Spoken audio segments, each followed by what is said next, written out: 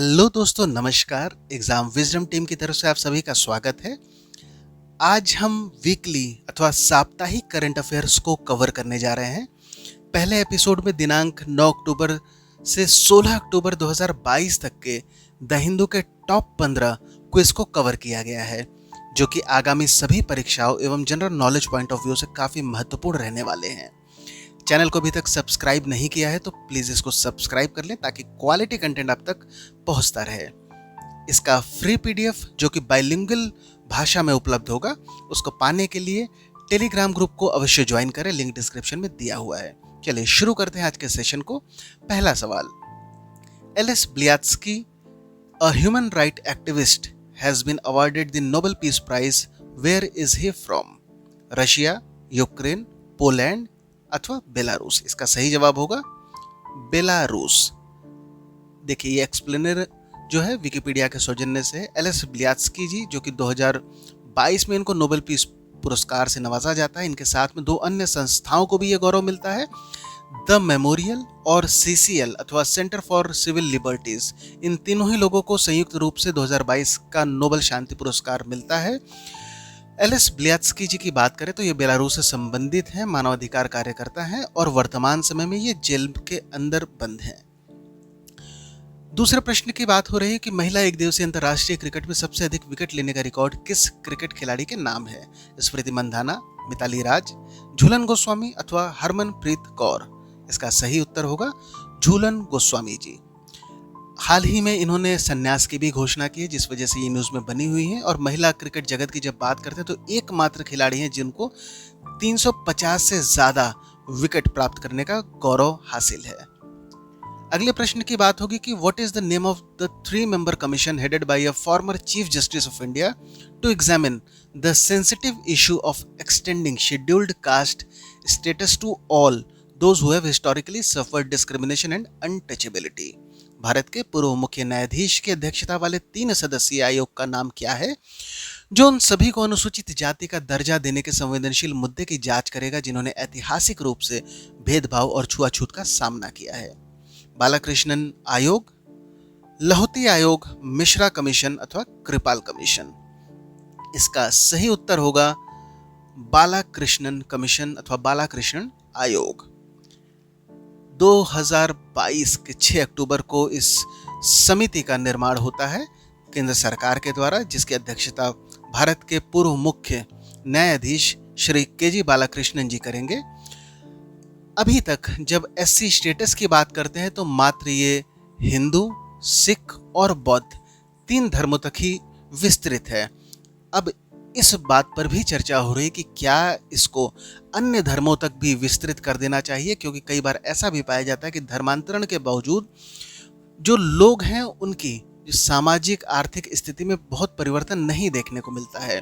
तो ऐसे में जो एससी स्टेटस, एससी कोटे का जो लाभ है, ये विभिन्न धर्मों तक विस्तृत करके क्या सामाजिक आर्थिक स्थिति में सुधार की प्रयास किया जा सकता है, इसी को निर्धारित करने के लिए एससी के.जी. बालाकृष्णन कमीशन का निर्माण होता है।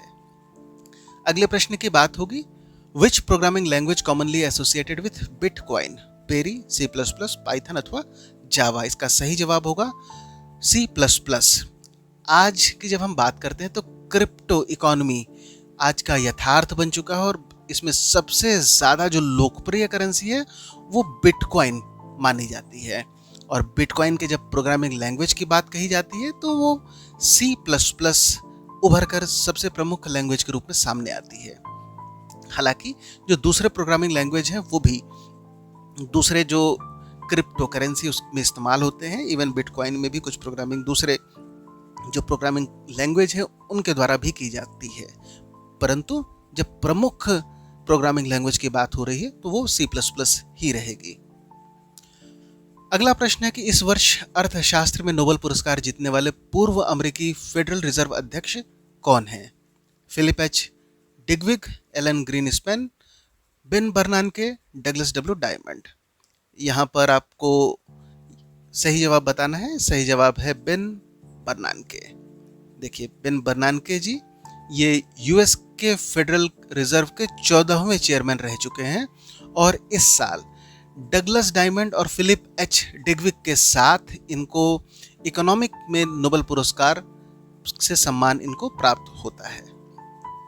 अगले प्रश्न की बात हो रही है कि कुनो राष्ट्रीय उद्यान किस राज्य में स्थित है? In which state is Kuno national park located?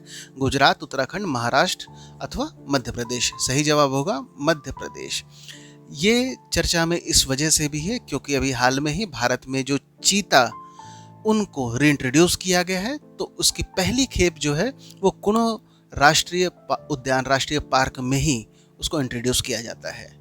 अगले प्रश्न की बात हो रही है कि which footballer recently scored the 700th club goal in his illustrious career in a match against Everton? Kylian Mbappe, Neymar, Lionel Messi या क्रिस्टियानो रोनाल्डो? तो इसका सही उत्तर होगा क्रिस्टियानो रोनाल्डो। दुनिया के ये पहले खिलाड़ी बन चुके हैं जो कि जब क्लब गोल की बात हो रही है वहां पर 700 गोल करने वाले ये एकमात्र और पहले खिलाड़ी बन चुके हैं। अगले प्रश्न की बात हो रही है कि in China as per the 1982 state constitution the party and the state positions were held by different people. This changed later and the two apex positions began to be held by a single individual who was the first person to hold both position. चीन में 1982 के राज्य संविधान के अनुसार party और राज्य पदों पर अलग अलग लोगों का कब्जा था। बाद में यह बदल जाता है और दो शीर्ष पदों को एक ही व्यक्ति द्वारा आयोजित किए जाने लगा। दोनों पदों पर आसीन होने वाला पहला व्यक्ति कौन था? Xi Jinping, who जिनताओ, Mao Zedong अथवा जियांग जेमिन? तो इसका सही जवाब होगा डी, जियांग जेमिन। ये देखिए, जियांग जेमिन जी की जब बात कही जाती है तो ये जो चीन की जो कम्युनिस्ट पार्टी है उसके भी जनरल सेक्रेटरी थे और साथ ही साथ में चीन के 5वें राष्ट्रपति भी, और ये दोनों पद पर एक साथ ये काबिज थे और ऐसा सम्मान, ऐसा गौरव पाने वाले ये चीनी इतिहास के पहले व्यक्ति बनते हैं। अगले प्रश्न की बात होगी कि हाल ही में हिंदी में चिकित्सा शिक्षा प्रदान करने वाला पहला राज्य कौन बनने वाला है? Which state is set to be the first to provide medical education in Hindi? Uttarakhand, Uttar Pradesh, Madhya Pradesh अथवा नई दिल्ली? इसका सही जवाब है मध्य प्रदेश। देखिए, home minister to launch Hindi version of first year MBBS book on October 16 और ये लॉन्च हो चुका है। ये देखिए, आप किताबों को देख सकते हैं, ये हिंदी में किताब है। अभी तक मेडिकल की जो परीक्षा होती थी वो अंग्रेजी भाषा में ही होती रही है और अब हिंदी भाषा में मेडिकल परीक्षा की शुरुआत मध्य प्रदेश से हो चुकी है। Prior to 2016, in which of the following year did demonetization takes place in India? 2016 से पहले निम्नलिखित में से किस वर्ष में भारत में विमुद्रीकरण हुआ था? 1965 and 1971, 1950 and 1991, 1946 and 1978 अथवा 1947 और 1980? इसका सही जवाब है 1946 और 1978। हाल में सुप्रीम कोर्ट द्वारा भी इस पर टिप्पणी की गई है कि जो डिमोनेटाइजेशन हुआ था उससे सरकार को जो वांछित लाभ थे वो मिले अथवा नहीं, उस पर स्पष्टीकरण मांगा गया है। इसलिए ये मुद्दा काफी हाईलाइटेड था। ये देखा जा सकता है कि जिस तरीके से अतीत की अगर बात करते हैं तो 2 बार डिमोनेटाइजेशन या विमुद्रीकरण हो चुका है, एक बार 1946 में और एक बार 1978 में। अगले प्रश्न की बात हो रही है कि the first world dash day was celebrated on 12th October to encourage conservation of an Indian species classified as vulnerable on IUCN Red List. IUCN Red List में कमजोर रूप से वर्गीकृत भारतीय प्रजातियों के संरक्षण को प्रोत्साहित करने के लिए 12 अक्टूबर को पहला विश्व डैश दिवस मनाया गया। इसका सही जवाब क्या है? Option A sloth bear, B हाथी, एशियाई शेर अथवा हिम तेंदुआ? सही जवाब है ए स्लॉथ बियर, अथवा इसको स्थानीय अथवा हिंदी भाषा में कई बार हम लोग रीछ भी कह देते हैं। ये देखिए, अक्टूबर 12 को ये पहली बार है जो वर्ल्ड स्लॉथ बियर डे मनाया जाता है। अगला प्रश्न, the Indian Space Research Organisation ISRO is developing the NGLV which will one day replace operational system like the Polar Satellite Launch Vehicle PSLV. What is the full form of NGLV? भारतीय अंतरिक्ष अनुसंधान संगठन ISRO NGLV विकसित कर रहा है, जो एक दिन PSLV अर्थात ध्रुवीय उपग्रह प्रक्षेपण यान जैसी परिचालन प्रणालियों की जगह लेगा। हमको NGLV का फुल फॉर्म बताना है। इसका फुल फॉर्म क्या है? New gravitational launch vehicle, B new geosynchronous launch vehicle, C next gen launch vehicle अथवा D nuclear grade launch vehicle. इसका सही जवाब होगा नेक्स्ट जेन लॉन्च व्हीकल, अगली पीढ़ी के प्रक्षेपण यान। ये देखिए, इसरो अपने खुद के नेक्स्ट जेन लॉन्च व्हीकल इसको बना रहा है, जो कि आने वाले भविष्य में PSLV के स्थान ले सकता है। अगला प्रश्न है, हाल ही में संपन्न हुए 36वें राष्ट्रीय खेलों में मेजबान राज्य गुजरात ने कौन सा स्थान प्राप्त किया? 8वां, 3वां, 12वां अथवा 6ठा? सही जवाब होगा 12वां। हाल में ही 36वें राष्ट्रीय खेलों का समापन गुजरात में होता है। मेडल टैली की बात करें तो पहला स्थान सर्विस स्पोर्ट कंट्रोल बोर्ड द्वारा इस पहले स्थान को काबिज किया जाता है। दूसरा स्थान पर महाराष्ट्र का नंबर आता है और तीसरे स्थान पर हरियाणा आता है। राज्यों की जब बात करते हैं तो महाराष्ट्र पहले स्थान पर आएगा। वहीं जब हम गुजरात की बात करते हैं तो गुजरात इस टैली में 12वें स्थान पर आता है, जो कि गुजरात का अब तक का सबसे बेहतर प्रदर्शन है राष्ट्रीय खेलों में। अगले प्रश्न की बात हो रही है कि on September 27 4.44 AM IST a small spacecraft DART was aimed at a 160 meter wide asteroid Dimorphos, which was orbiting a larger asteroid Didymos, both of which were circling the sun. Here expands DART। 27 सितंबर को भारतीय समयानुसार सुबह 4:44 पर एक छोटे अंतरिक्ष यान dart का उद्देश्य 160 मीटर चौड़े क्षुद्र ग्रह डिमोर्फोस था, जो एक बड़े क्षुद्र ग्रह डिडिमोस की परिक्रमा कर रहा था, जो दोनों क्षुद्र ग्रह मिलकर सूर्य का चक्कर लगा रहे थे। यहाँ डार्ट का क्या फुल फॉर्म है वो हमको बताना है। डिमोस एल्टीट्यूड रीडायरेक्शन टेस्ट अथवा double altitude redirection test, double asteroid redirection test अथवा डेमोस एस्टेरॉइड रीडायरेक्शन टेस्ट। इसका सही जवाब होगा C double asteroid redirection test.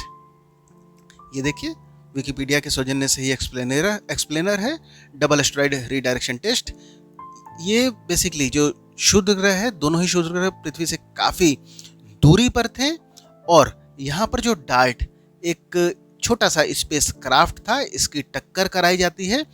ये जो बड़े क्षुद्र ग्रह की परिक्रमा जो डिडिमॉस है, इसकी परिक्रमा डिमॉर्फस एस्टेरॉइड कर रहा था और इसकी टक्कर लगा के जो पहले से इसका जो सर्कलिंग ऑर्बिट था उसमें थोड़ा सा बदलाव किया जाता है। बेसिकली ये टेस्ट इसलिए भी काफ़ी इंपॉर्टेंट हो जाता है कि भविष्य में अगर कोई भी एस्टेरॉइड पृथ्वी की तरफ आता है तो उसका जो परिवर्तन करके जो परिक्रमा है, जो उसका पथ है, उसके परिवर्तन करके पृथ्वी पर टक्कर से उसको बचाया जा सके। अंतिम प्रश्न की अब हम बात करते हैं। 2022 में ग्लोबल हंगर इंडेक्स में 121 देश में भारत की रैंक क्या है? In the global hunger index in 2022 out of 121 country, what is India's rank? 107, 108, 106 या 100वीं? इसका सही जवाब है 107वीं। Global hunger index is out, India in serious category at rank 107। हालांकि भारत सरकार इस रिपोर्ट को खारिज करता है। उसका ये भी मानना है कि रिपोर्ट में काफ़ी भेदभावपूर्ण तरीके से और जो आंकड़े लिए गए वो अपर्याप्त आंकड़े हैं। भारत जैसे विशाल देश पर सीधे ये ठप्पा लगा देना कि ये सीरियस कैटेगरी में आता है जब ग्लोबल हंगर इंडेक्स की बात आती है, और रिपोर्ट पर और ज़्यादा सवालिया निशान भी तब उठ जाते हैं जब श्रीलंका जैसा देश, जो कि नेपाल बांग्लादेश से भी ऊपर रखा जाता है, और भारत से आगे पाकिस्तान, बांग्लादेश, नेपाल, श्रीलंका सबकी स्थिति बेहतर बताई जाती है। दोस्तों, अंत तक बने रहने के लिए धन्यवाद। अगले हफ्ते हम फिर वीकली करंट अफेयर्स लेकर आएंगे। धन्यवाद।